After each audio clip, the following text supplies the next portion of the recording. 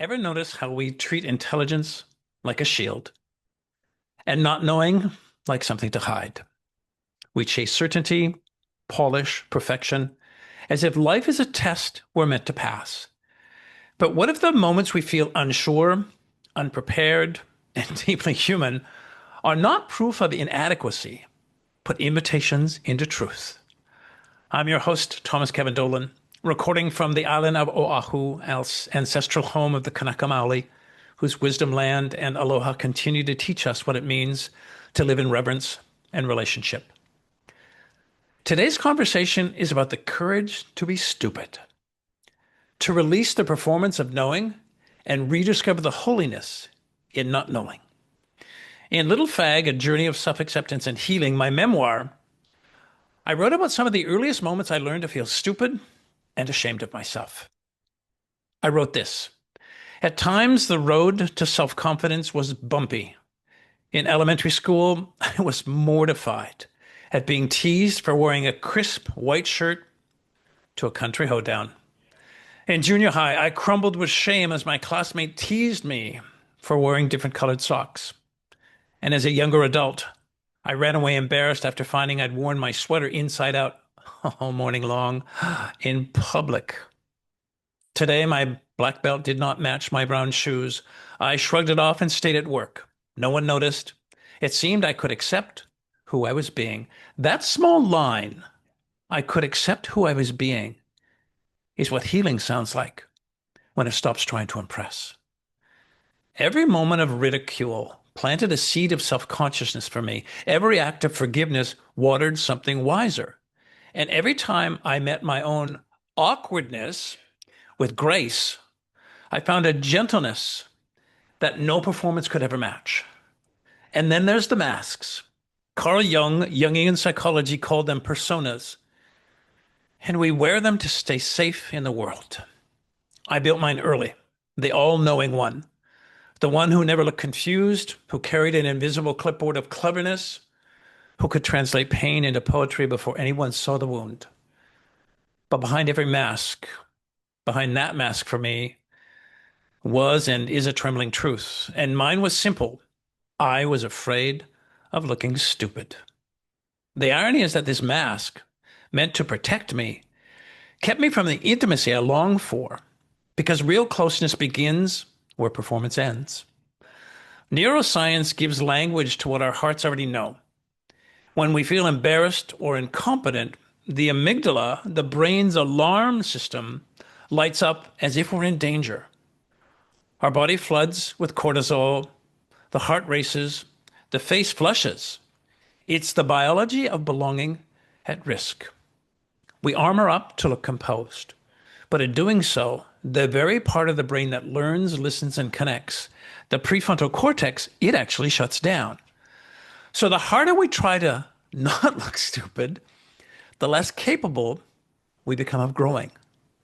It's not stupidity that holds us back. It's shame. What inspired this podcast was listening to a teacher who I follow relentlessly. Her name is Gangaji. She said this, "Be willing to be stupid," was one of her podcasts. I didn't laugh. I actually cried because I knew what she meant. She was speaking to that ancient, innocent place beyond intellect, where the heart kneels before mystery and finally says, I don't know, but I'm willing to see. That moment resonated in a big way. Maybe it was time to share my commitment to stop trying to sound wise and start trying to stay awake. When I stop performing intelligence, I begin experiencing intimacy with life itself. We think brilliance is in what we know, but maybe it's in how we are willing to be surprised.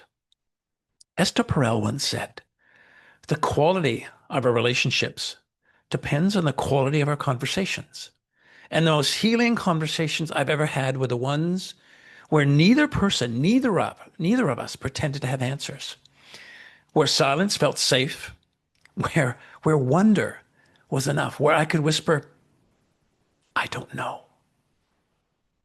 The writer and rest activist Tricia Hershey She's the founder of the NAP Ministry. Isn't that great? The NAP Ministry. She reminds us that rest is a form of resistance because it disrupts the system that equates worth with productivity. Damn capitalism. Choosing not to know can be its own form of rest, and rest from the performance of control, a return to trust, a quiet rebellion of the soul. Let me digress just for a second, kind of a mid-episode promo, and this is for something called pulse points. If this conversation is landing somewhere tender in you, you might also appreciate my monthly letter. It's called Pulse Points. It's not a sales pitch or a productivity hack. It's a slow breath in written form. Each month, I send a short reflection on living, leading, and healing from the heart, plus a simple practice you can use to return to yourself when life gets noisy. It's my way of staying connected beyond this microphone. You can sign up at thomaskevindolan.com, and when you do, you receive a free welcome guide with a few of my favorite daily heart center practices. All right, back to the podcast. Here's a gentle practice. I call it the three-step pause. When you notice that familiar tightening, that need to appear composed, impressive, or right, I want to invite you to try this. Step one, simply notice.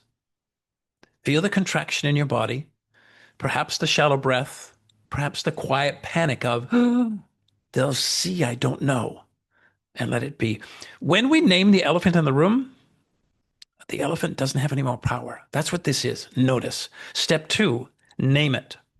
Whisper to yourself, something in me is afraid of looking foolish. No judgment, no recognition. Simply whisper to yourself, something in me is afraid of looking foolish. So you've noticed it, now you've named it. And the third step is to allow yourself to soften. Place a hand literally over your heart. Take a full breath in, and on the exhale say, it's safe not to know. The breath is a doorway. It turns the mind's tension into the heart's permission. And from that place, something softer and something truer can emerge. So notice, name, and soften. These days, when I catch myself explaining too much or rushing to sound wise or noticing I'm bullshitting, I think of that boy in his crisp white shirt at the hoedown, the one who didn't know the dance steps, but still showed up. And I smile.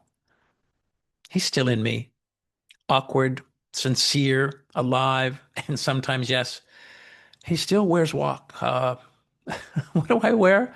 I wear socks. Mismatched.